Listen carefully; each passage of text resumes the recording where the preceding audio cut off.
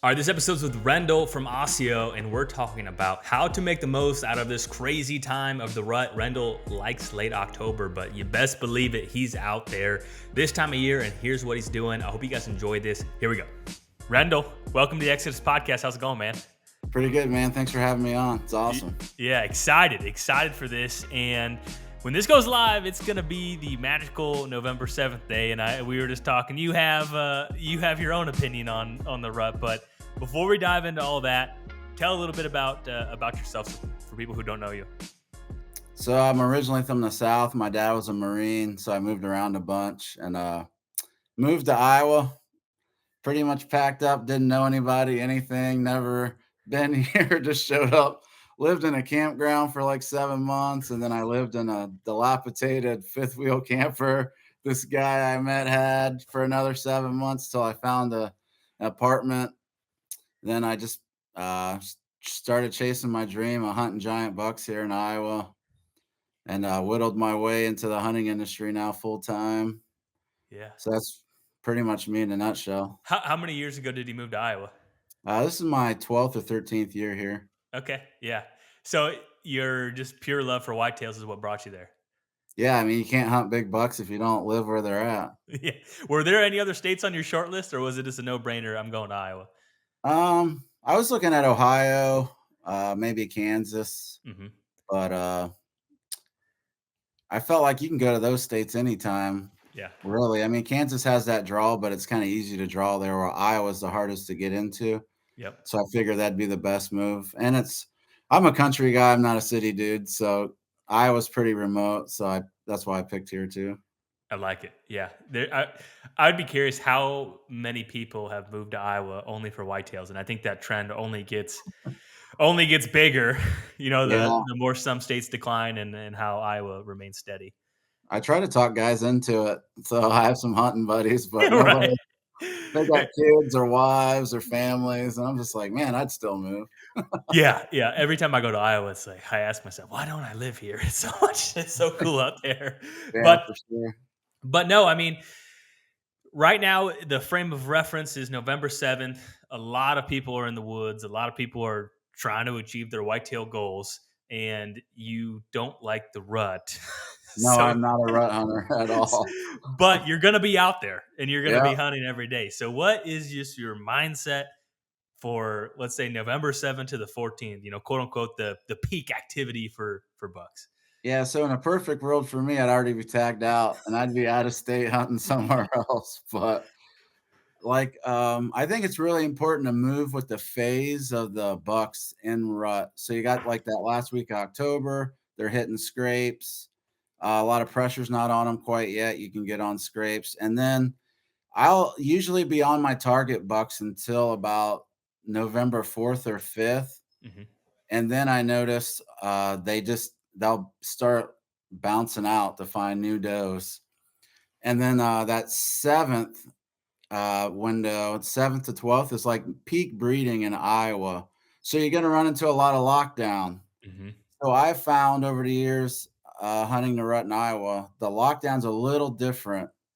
I'll approach it with abandoning my target bucks because they're gone. I mean, some they got personalities, how many does they got, they could still be around, but mostly I lose mine.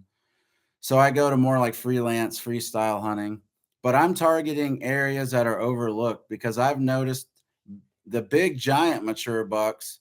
Now the younger bucks, they'll stay longer, run around, but we're talking like the mature upper level bucks, 5.5 year old plus. They're pushing these does off into areas where they can guard the doe. So CRP fields, ponds, up against riverbanks, like places you would never usually go hunt. Guys aren't thinking about that. They're hunting traditional rut funnels and things like that. I bail out of that and I start hunting like those CRP fields, look for ponds, the rivers, oxbows, Hmm. anywhere where I feel like a mature buck can guard a doe from all the other bucks that are trying to breed her. Yeah, that's such a good point because you always hear the guy, I just saw a giant out in this fence road is sitting Yeah. underneath the tree with a doe. I mean, that's exactly what this time frame is. And so at that time, or at this time of year, it's almost like reverse psychology of where you would typically, it's just like, okay, what is the most random spot? I'm Yeah. gonna go check it out. Like, you feel like an idiot out there. You're like, "I can't believe I'm out here sitting in this one tree in the CRP field," but, I mean, that's where I see them. 'em. I've seen, like, 190s bedded with those up underneath cedar trees right on the side of the road in the road ditch. I mean, Hmm. it's just random. That's one of the reasons why I don't like the rut, because you can't really pattern a deer. Because 'cause I'm used to pattern a deer early season and getting on him, but during the rut, it's just so sporadic and random. It's really hard for me to pattern anything. So that's why I say I don't like the rut really. Yeah, I think that's common for a lot of people. Was there ever a point where you looked forward to this time frame more than any other, like in your hunting phases, when you were Um, younger or something, or have you yeah, always? maybe because the hype, the traditional hype, and then, yeah, as you evolve into the hunting industry and you do different styles of hunting, then it's more. You don't look forward. I look forward to rut, but not this phase of the rut. I'm the more right before Thanksgiving guy. I've killed some giant bucks right in that time frame. So I love like the tail end of the rut. Mhm, When I've noticed those mature bucks, they break off their does. They're not in lockdown anymore. They daylight more and they start traveling a long way. So I feel like you can catch them better by hunting them later, mhm, after like the 12th, maybe up until like the early 20th in Iowa. mhm. Because man, they'll just be out broad daylight, just cruising. I'll see them travel a couple miles. So you do see bucks travel far during the rut. Oh yeah, for sure. They expand their home range, I've noticed. And then that later rut, they hit the main bedding areas. So I'll switch to hunting like main bedding areas that I know about because I seems like their ranges start overlapping. And then a buck that lives a couple miles away will just check the primary bedding that he knows about within his expanded home range. Mhm. So two key takeaways is hunt the random spots that you think are kind of crazy. When you go hunt some of those random spots, are you looking for? How do you qualify that when you're in this random spot? It feels kind of crazy. Like, is this even going to work? Are you looking for sign, or is it gut feeling, or is it, you know, what's going through your mind? I Because hunt if you're going to a often. random spot, it's just like, all right, here's a fence line. I feel kind of good about it. There's a possibility that something's going to be stacking up in here. I mean, it may seem obvious, but what's going through your mind? Well, I'm thinking first 2 weeks of November, all the non-residents are in, all the rut hunters are out. They're hunting their traditional spots, so that might be another reason why these bucks are getting pushed out. So I actually feel pretty confident because it's the rut, anything can happen. I feel like I'm not in an area other guys are going to be, so I feel like I'll catch pressure. Like if they bump deer, bump does off, I feel like they're going to look for those secluded areas. I got his because I live in Iowa. I got history with some areas like driving around. I've seen bucks bedded with those in certain areas like this, so I'll target those. Mhm. And just I hunt more off instinct, honestly. I hunt better when I don't overthink it. When I get all into all these tactics and everything, I kind of get kind of muddied in my brain a little bit. When I Oh just yeah. go hunt, like if you get that intuition that says, "Hey, just sit here," I usually listen to it, and when I don't, man, it burns me bad. Yeah. Yeah, that's such a funny thing because I just recorded another episode here earlier, and that was the same exact thing I said was just follow your gut. I mean, anything can happen this time frame, and just follow your gut. And I think that's such an easy thing to say. Sometimes hard to do when you're sitting Yeah. there. You hadn't seen a deer till 10 o'clock, and you're like, man, am I wasting this quote unquote magical day, or am I in the game and it can happen any second? I don't usually sit all day. I hunt in the morning, I get down and go scout, sit in the evening. It's more my style.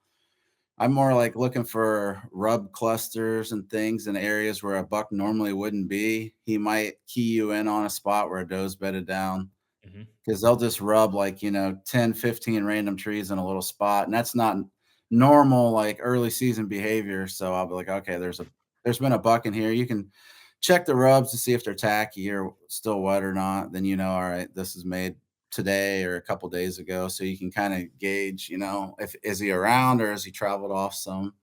I Hmm. mean, there's little woodsmanship things that you can use. You can check scrapes. There might be a doe that's just coming in the heat or out and the buck broke off already and he hits the scrape trying to pick up a new. But I usually don't hunt scrapes that kind of year. I just kind of use it for scouting. I just check like, oh, there's fresh scrape this morning. All right, there might be a seeker in here, you know? Yeah. So Yeah, it's such a I think it's probably the to your point with the randomness, it's almost like the most mentally challenging, but also it's the most mentally challenging in some way, but then maybe there's some freedom of it can happen at any time. I mean, yeah. if you look at it from a positive perspective. Yeah, I Yeah, don't you never know, man. It's just crazy. I mean, yeah. I've been walking in the setup and you just run into a giant buck on a doe randomly. Mhm. Sometimes they see you and blow out, sometimes they don't, and you try to make a ground move on them. I mean, it's a really interesting time of year. And I think that going back to that instinct and gut hunting, I think that comes with experience. Because I still think you're calculating things in your head, but you're just so used to doing it in the woods, you just do it kind of subconsciously. Mhm. So it's like you're still scouting, but you're not at the same time. It's just like my brain's an auto compute, you know? Yeah, no, and that's the other thing too is like bow hunting is pretty hard, whether people want to admit it or not, and it takes a long time to get where you do have a refined gut feeling. And if you're earlier in your hunting career or phase, whatever you want to call it, I mean, do you think do you have any advice for that person that maybe just started bow hunting, let's say seriously bow hunting in the last couple of years, and like, man, this is hard. I feel like I'm always two steps behind, and I'm really struggling. What do you say to that person? I feel like that every day. Well, Like, then people should feel good then. yeah, I was talking to Jared Schaefer from Tethered last night, and man, I was just going on a rant about, man, I suck at hunting. I'm always behind these deer. Like, it's like I did the smartest move ever, and the deer did the dumbest thing like you would ever expect. And I'm like, come on, man. Like, it's almost like I got to hunt dumb to get on anything this year. Yeah. So, what does that mean to you, though? What does hunting dumb mean to you? Uh, the obvious thing you think you like, I overthink it. Like, I'm like, oh, the deer is probably going to come out, but oh, we're too close to the road. They can see you from the road, like all this stuff, you're just analyzing it when my instinct was like, hey, just sit right here. And I overthought it and added in all these strategies and was like, I just outthought my own intuition. Yeah. And then it was like right there, all the deer are piled out right by the road, right where I thought they would be when I first pulled up. But I overthought it. So I got mad at myself. That's So such a my good point. thing is don't overthink it because it leads to a lot of indecisiveness in the woods, which leads to anxiety. You don't want to be standing looking at a tree to get in for 30 minutes making noise hmm because you can't decide. You keep going back and forth and you're worried about the wind every 5 seconds. I mean, sometimes you just got to wing it. Like, I'm more of a junk fisherman, I guess. I don't if you're familiar with like tournament fishing. Mm-mm. Explain Well, that. you got guys that are really good at one thing, right? The guy always uses a crankbait. That's what he lives or dies by. And then you got a guy that just opens up his tackle box and he's just tying crap on. He's got like 30 rods out on the deck, just winging it.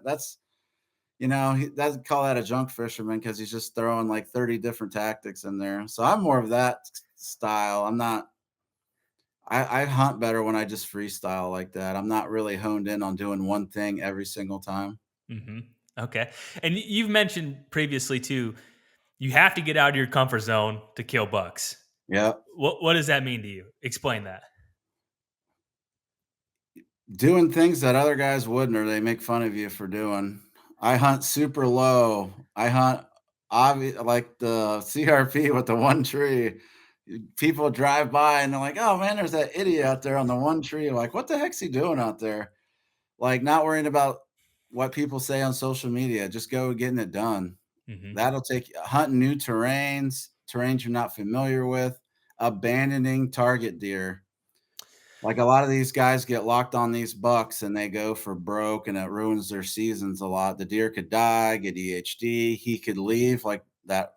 That's Yeah. how I learned that November 4th, 5th, they leave. And you're just hunting a ghost buck then, just wasting your time when you should just abandon that and just go hunt any buck that comes in that you like or whatever makes you happy. hmm So just that's more out of your comfort zone, or just like I'm about to do next week. I'm just going to pick up. and I'm gonna leave my whole entire area. I spent hundreds of miles of scouting, hours and hours of scouting, input, trail camera data. I'm just abandoning everything and going to a part of Iowa I've never even been to and just freestyle hunting. Like Mhm. that takes a lot of guts and will pull me out of my comfort zone big time. Yeah. Yeah, that's a good point. And I think it's hard. I think we always say bucks are, sometimes they do historical things year after year. Yeah. Us as hunters, we a lot of hunters just do the same thing year over year. I Yeah. document all my hunts, and sometimes I take a picture, I add it to an album on my phone so I can see where I was hunting, then I put a little note of where I was, and I go back. And then a lot of times, I hate to admit it, it's like, let's say October 14th, like I'm in the same exact tree on the same exact day doing the same exact thing, and it didn't work last year. So what am I doing?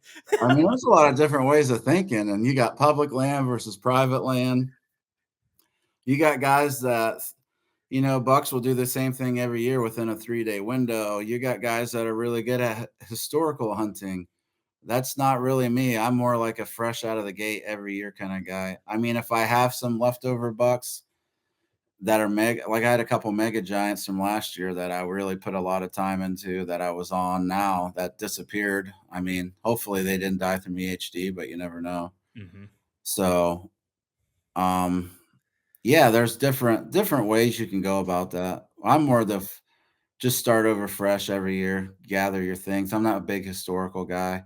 Mhm. And if everybody did the same thing, everyone would be super successful, but only like 10% of the hunters kill like 90% of the deer, Sure. right? Yeah. So look at what everybody else is doing and then don't do that. Th Like, that's fair. That's fair. That's such a and it's I think it's hard to do, and I think, to your point, like, you brought up the indecision, bringing anxiety, and I think that's whether people want to admit it or not, I think people get anxious, especially this time of year, because everyone's filling their tag, everyone's having success, everyone's doing the, "Oh, man, it was crazy over here," and you're yeah. sitting there and you're like, "Man, I feel like I'm in the game, but I don't know if I really am because it sure doesn't seem like it." Yeah, like your trail cameras are dead, but your buddy's sending you like 30 pictures a day of bucks he's on. And you get on Facebook and Instagram, and a guy killed a 200 incher here, and another guy killed a 200 incher there. And you're like, you're just in nowhereville, man. It can be a lot of hunting is mental, way more than what people think it is. Like that grind is real. You really got to have a strong mental attitude when it comes to the grind. Yeah, especially this time of year. Yeah. Especially when you mentioned the importance of getting out of your comfort zone to kill bucks, is that something you've evolved over the last couple of years, or is that something that has just kind of been instinctual to you for a long time? Um, I started doing it when just about the time I moved to Iowa. 'Cause I didn't start hunting until I was in my probably early 20s, and I never had like, my dad don't hunt, none of my family members really hunt, so I had no mentor. I kinda learned hunting on my own. So watching, like, the big TV shows, they kinda lead you astray. Like, you gotta be on a food plot and a tree stand, and you're gonna have a 200 incher walk out in broad daylight every day of the season. Well, Mhm. even in Iowa, it doesn't work like that. So, like, I wanted to get away from that. It was just not fun. I'm like, there's got to be a better way than this. So Mhm. that's when I got into the whole mobile hunting game and being mobile, bouncing around, hunting really low. When you You, say really low, what is that? I hunt like mostly 8 to 12 feet. Just at the first crotch of the tree, or I mean, Yeah, or even a tree with nothing on it. I use the back cover behind me more than anything. I like trees without cover because okay. then I don't have any shot impediment. I don't like cover in front of me because I don't want to have to shoot through a bunch of stuff. I look for what's going to be in my backdrop every time I set up, and I've set up like 6 feet and had bucks come up 5 yards all the time and never see me. Mhm. Do you ever have uh, do you ever have a challenge of drawing back that low to the ground, or do you feel like you have enough back cover that I hold my you bow the whole time on my hip. And okay. I use the limbs of the bow to draw. I've recorded myself drawing, and you can't really see me draw if I have the bow. Mhm. I just hold it. I got the cam on my hip, and when he comes in, I just wait. While I'm watching the deer's body language when he turns his head Mhm. or he does something, I think I can get away with it. Uh-huh. And you want to draw a weight too that you can pull straight back. You don't want to be sky lifting, like you're in an Yep. Olympics shooting 500 yards. You want to just straight back, real smooth, and that's it. And they don't hardly ever pick me off unless you do something dumb, like you make a drastic movement when they're looking right at you. But that 175 I shot in the marsh, he walked that straight at me for like 50 yards, and I was only, I don't know, 8 foot off the ground, maybe nine. Uh-huh. And I shot him at 5 yards, and he never seen me. And I drew with him about, he was at like, I don't know, 6 or 7 yards when I drew back on him. He didn't have a clue in the world I was there. That had to be such a rush. I Yeah, it mean, was insane. that had to be a rush. What was the date when you shot that buck? October 12th, I think. Okay. Yeah. Yeah, I love it. Interesting. So, this time of year, let's say the peak of the rut, what are you bringing with you every single hunt? Are you a grunt call, rattle guy, just bare minimum? What are you bringing in? I usually bare minimum kind of guy. I don't like grunting. I don't really like rattling.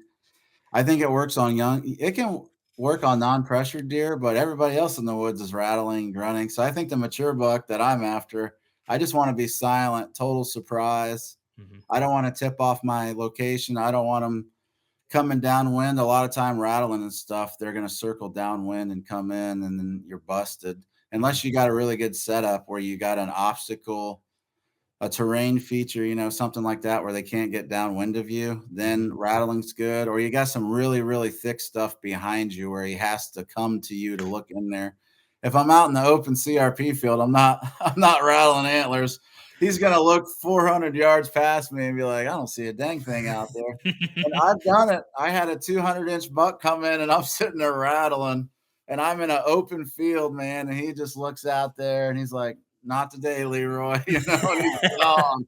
And then your heart just sinks like, you idiot. Why are you rattling? Uh-huh. Same thing. I've blown deer out with grunt calls, like not my thing. I will snort wheeze. That's about the only call I make in the woods. Hmm. Okay. So yeah, you're a minimalist on that. Now you've mentioned mature bucks do mature bucks things no matter the terrain. What explain that to me? Like this is my first year deer hunting. Yeah, so they're not gonna put themselves in harm's way. They're not gonna be just not a care in the world and just walk out in the open field, most of the time on public anyways. Private Mhm. land, maybe it could happen, but even then they're still pretty shy. They like to stick to security cover. They move into danger areas where they think hunters would perceive. They usually got a thermal advantage or some kind of wind advantage. They're coming in to check to make sure everything's good. They use a lot of other deer to their advantage. So it's just like, and this is more in the rut. I don't know. They still kind of, they could do some dumb stuff in the rut. It's a little bit more where they get kind of lazy in the rut and they do dumb things, but still, they'll still move to security cover.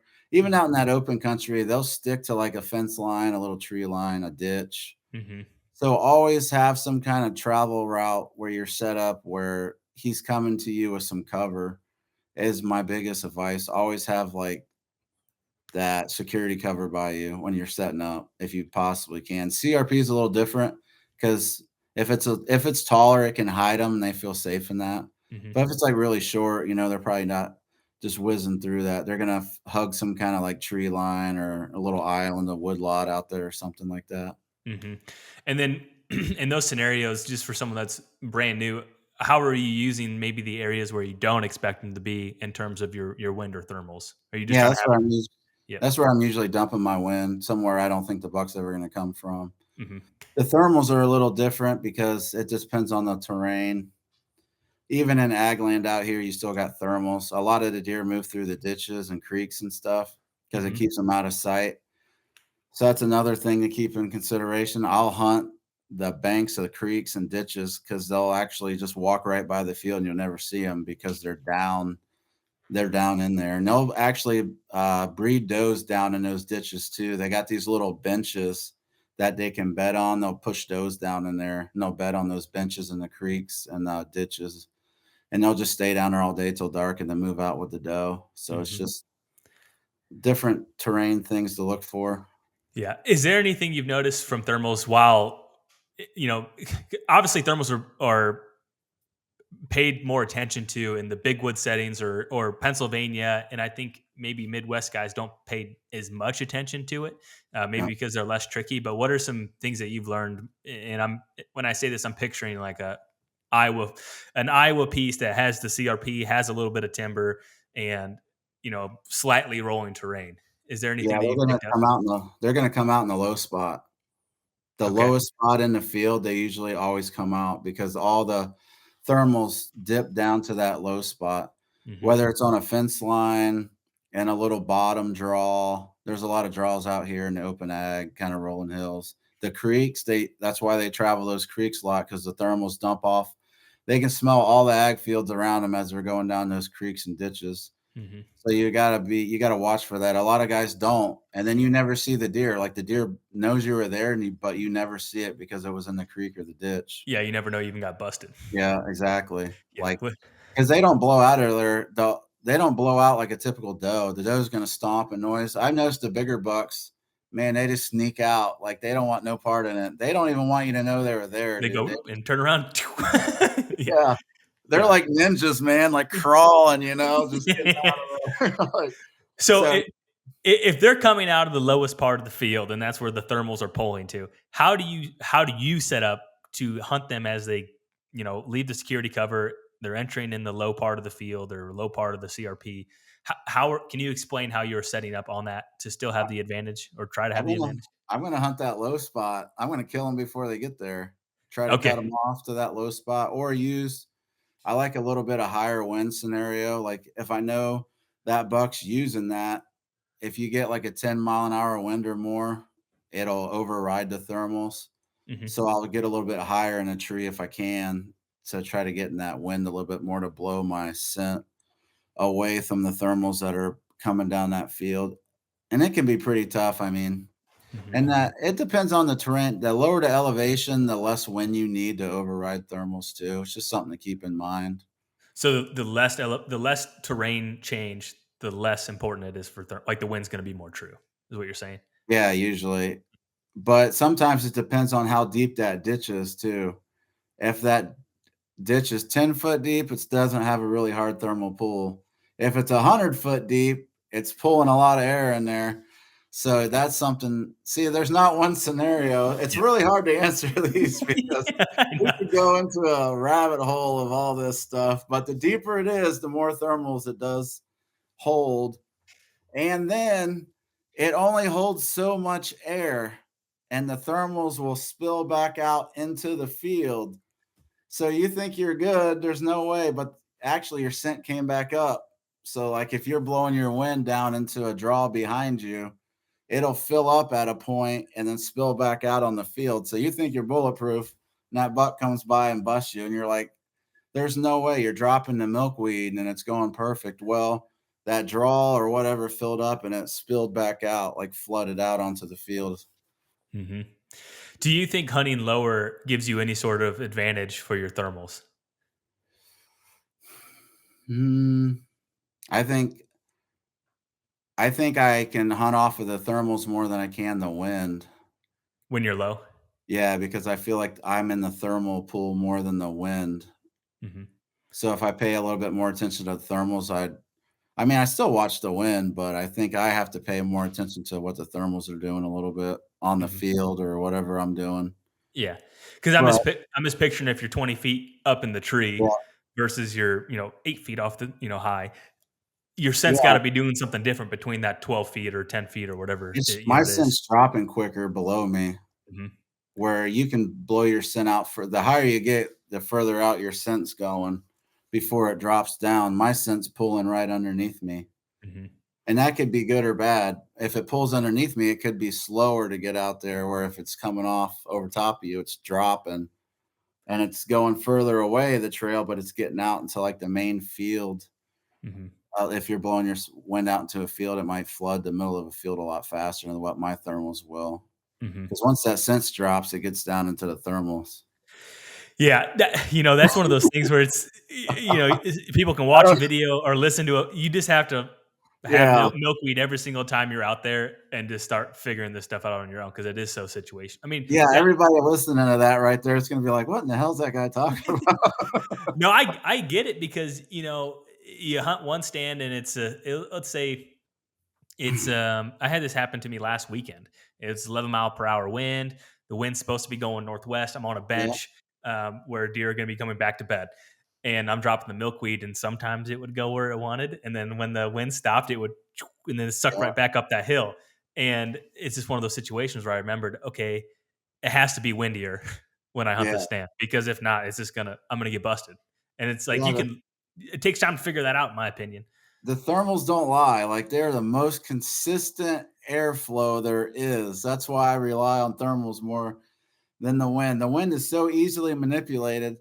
Like the wind can hit that fence line I'm on, and then it's supposed to be going north. It hits the fence line, bounces back south, or it curves and goes east. Hmm. And then, or it hits and wraps back into the field like a little vacuum. You Hmm. know, it does that a lot on clear cuts. There's so much stuff. If there's no leaves on the trees, the wind could just go straight through. Or if you got foliage, then the wind's bouncing back. Like wind mapping is definitely a thing that most people don't do that I try to pay attention to. But Hmm. sometimes I'm reckless and I'm like, I'm going for it. You know, it's that really, I'm a really aggressive hunter.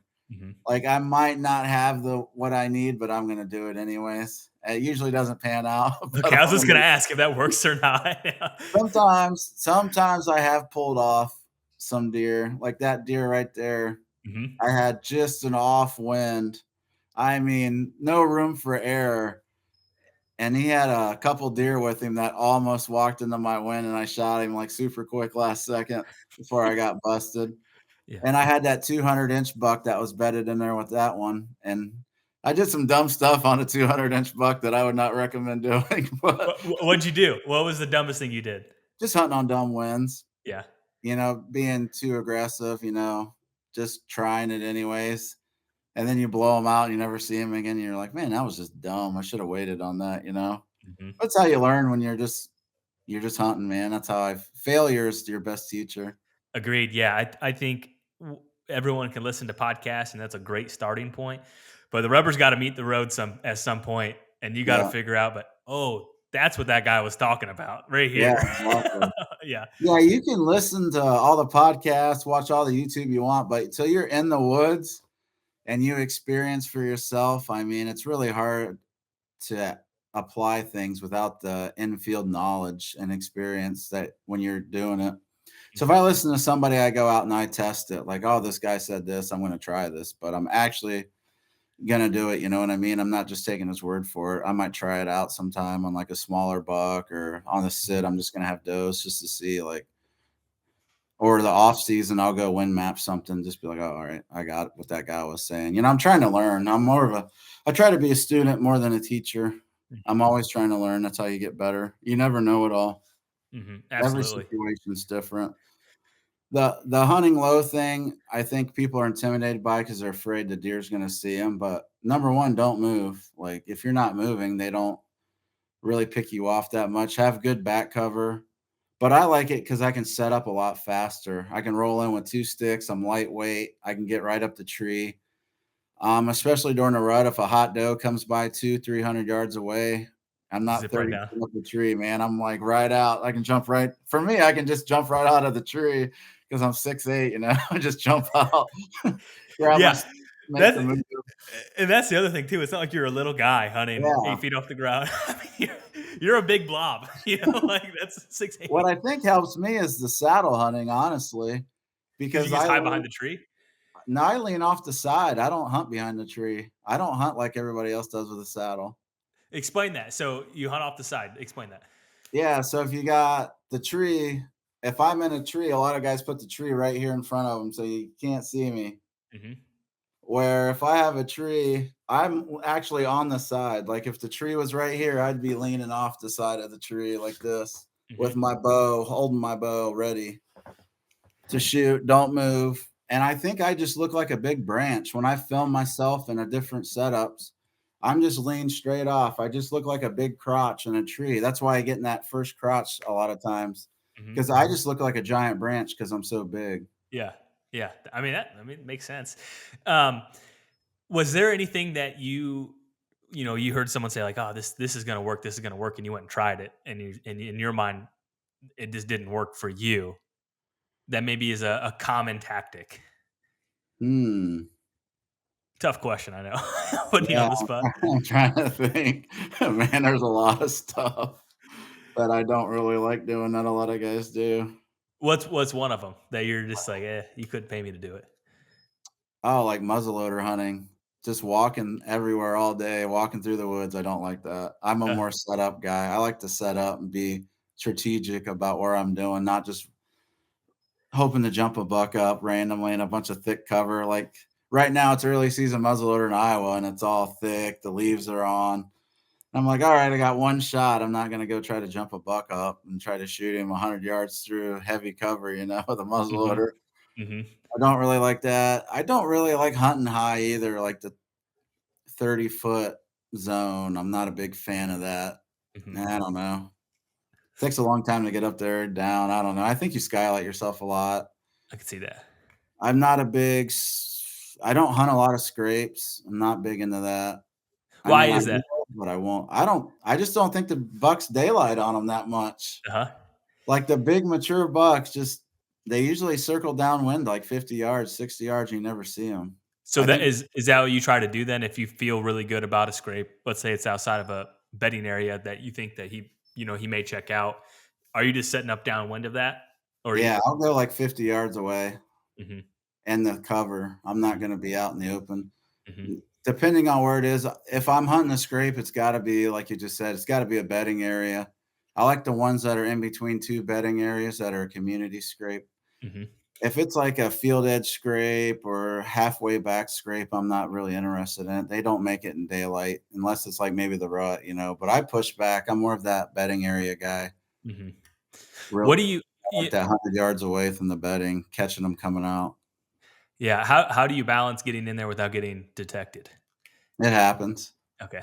and you So just gotta be okay with that. okay. I You're like gonna mess it up. there is no magic way to do it. It's, sometimes it works, No, sometimes it doesn't. and I'm huge, man. I make a lot of noise moving through the woods. Like, you gotta be like a ninja sometimes. Access is everything. Unorthodox access, kayak, coming up a ditch. Maybe I gotta climb a high wall. Mhm, Uh, just crazy ways a deer's not really expecting you to come from can be good. I use a lot of rain mhm, to muffle my sound. High wind is my friend. I'll use tons of wind cover to try to get in close. mhm, And the bucks are usually in areas where they got a lot of obstruction. That's why I like early because right now they got all the browse, the briars, the leaves. You can get a lot closer right now than you can later in November when the leaves start falling off. absolutely. Yeah, that's such a But good point. I'm not really bed hunting like buck beds during the rut. Like, don't fall into that. I mean, some guys do it, but I'm not a fan of that either. Like, I break off and just go rut hunting Mhm. because So they're so unpatternable. After that fourth or fifth, they're not really using their main bedding areas anymore until later. mhm, That even in that Thanksgiving week, they kind of return to their bedding areas, but they're checking other main bedding areas. So that's why I say I'm more of an early season. It's more my style, like getting really close. That's why I hunt low too, because when the buck's bedded, if you get too high, he can see you. He'll pick you off because he'll see the movement way up in the tree. If you stay low, there's more crap in the way. And you usually have better shooting lanes early season too if you stay low. Because once you get up into that the foliage canopy, and yeah, branch line, you get in a red oak, man. It's once you break that 10-foot mark in a red oak, dude, good luck trying to shoot out of that on public land. yeah. That's a good point. So, the after recording a bunch of these episodes, I think you're on to something that some of the best hunters don't like hunting November. But Yep. let's say for those guys that haven't filled their tag and they are hunting this time frame, what do you think some of the best hunters are doing that during this time period? Man, grinding it. That's Everything what I you think. got, man. Don't even leave the woods. Like, get divorced if you have to, like, you know what I mean? I think time and effort's gonna kill more deer than skills almost any time, man. If you got sheer grit, that's gonna carry you a long way, and if you're just in the woods, your encounters are gonna drastically go up. You're gonna see deer Mhm. eventually somewhere, just keep moving. I like But that. Time and effort's going to kill bucks this time of year.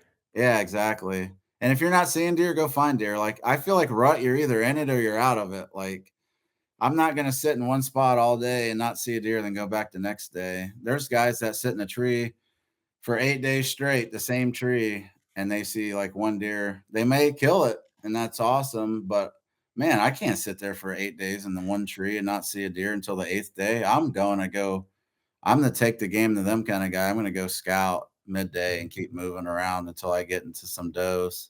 Mm-hmm. Give me your favorite ideal conditions and locations during the 7th to the 14th. I give you a crystal ball. You shake it. What's the wind speed? What's the temperature? And where are you going? Man,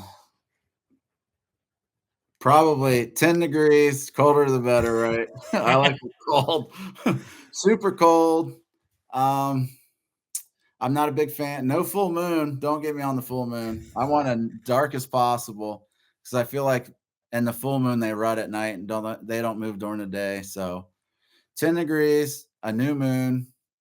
Um, put me in CRP next to hill country with corn. Ooh, yeah. With a high wind, like 15-mile an hour wind, not crazy. I don't like above 20 because the big bucks, they don't seem to like to move Hmm. when it's about 20 above. I like that 15. It overrides the thermals. I can get away with a lot of things. I can play with that to Okay. nick to get into some spots. Then I got options. I can hunt the CRP. They could be in the corn feeding, or they could be up on the hill country. Because I think hill country is a lot easier to hunt during the rut than early season. Hmm. That makes So sense. And why do you think that is? I think it's easier to move around to get on them than it is during early season. They got the thermals. They can lay there and see out. They got acorns drop, and they don't have to move far. It's warm. And hill country has more identifiable funnels and pinches. I can get on top of drainage ditches. I can get on saddles. Hmm. I can get on some benches. I think there's a lot more terrain features to hunt on hill country than there is just flat ag. Hmm. I like it. How often are you checking cameras this time of year? The 7th, 14th, like the quote unquote lockdown, peak breeding, depending on where you're at in the country and what the day is. Well, I think right now it doesn't matter how often you check it. You're in the woods, deer don't really care about you. I mean, check that camera every day if you got to, Uh huh. because if you catch him, you need to be on that deer. Like when you got that photo, you're almost too late Yeah. because it's like a couple day window. If he's breeding that doe, he's only on that doe for what, 2 or 3 days. So you got to be Johnny on it. That's where a cell cams come in handy. Hmm. You get that picture, all right, he's there right now. Make a plan to try to get in there later in the day or the next day. You can see body language, or you can see him without a doe, and then he's seeking. Oh, this buck just came off a doe. I need to get somewhere where in a funnel close by. So I think checking cameras is really important Hmm. as much as possible. So if you're checking SD card cameras every day, or you run in cell cams, just be paying attention to that. Hmm. I feel like you probably answered this previously, but I'll ask it in one sentence. Tell me how to shoot my first buck during the peak of the rut. Man, no balls, no bucks. Just hunt. Just Pure hunt. grit. Sheer grit. Just Yeah. grit down, knuckle down. And I think that's important because to your point when you were mentioning overthinking things and Yeah. all this, how many people that just started out and they just go out there and they just hunt and they really don't fully understand maybe what they're doing. And I don't think anyone really does fully understand what they're doing. And they That's kill a part of the giant. exactly. Yeah. And Yeah. I it's mean, yeah, but it happens all the time. But it's usually they're out with their family, and all the older guys took all the good spots, and they put exactly. them in. That's what I'm saying. They Yeah. put them in some spot nobody wants to hunt, nobody goes to, Hmm. and that's where the buck is. That's why that's my strategy for the rut. Like they get in all that crap nobody wants to hunt. Nobody Yeah. would ever think about it. It's the same thing with that kid. Like they just, oh, that spot, there ain't gonna be no deer in there, and he goes in there and he shoots a booner, or something like that. So Hmm. I mean, it happens all the time. And they'll be, I guarantee it'll happen again this year. And Yeah, and exactly. hopefully you're the guy, and you just got to go where you got to throw the dart where no one else is going. Yeah. Awesome. Well, any other parting words of advice for making the most out of the most exciting and maybe the most frustrating time of year for deer hunters. Just have fun, hunt your hunt, kill whatever makes you happy, man. Like, don't get all caught up in this social media game. Like, it's your tag, your money, your time. Like, shoot whatever makes you happy. Just make sure you're having fun. You can get burned out doing this stuff if you're not having fun. Mhm. Um, yeah, keep it simple. Don't get over into it. Like, don't get super in depth. If you like hunting a certain way, hunt that way. You don't just because I do something doesn't mean you have to do it. Mhm. I just go out there freestyle, trust your gut, don't over like I said, don't overthink it. I think that kills more deer than anything. Yeah, yeah, I like it. It's that simple. Just go out and do it. I mean, Yeah, man. it's how do you I don't know, run a mile? You got to take a first step. Yeah. That's it. Yeah, awesome. Well, where can people find what you have going on, and anything else you want to share here? Yeah, you can look me up on Instagram, Facebook. I do some content stuff for Hunt Better too, field guides. They got some other stuff going on there, mapping stuff. Then I'm eventually, I don't know, I've been saying this for like 2 years, but start my own YouTube maybe a little Good. You bit. should. I'll You send should. some I'll probably have some content for, like for Tethered and Ozio too that they'll be sharing and putting out. I love it. Well, thank you so much for your time. Good luck, and just get out there and hunt. I mean, Yeah, here we man. go. This is it. Appreciate it.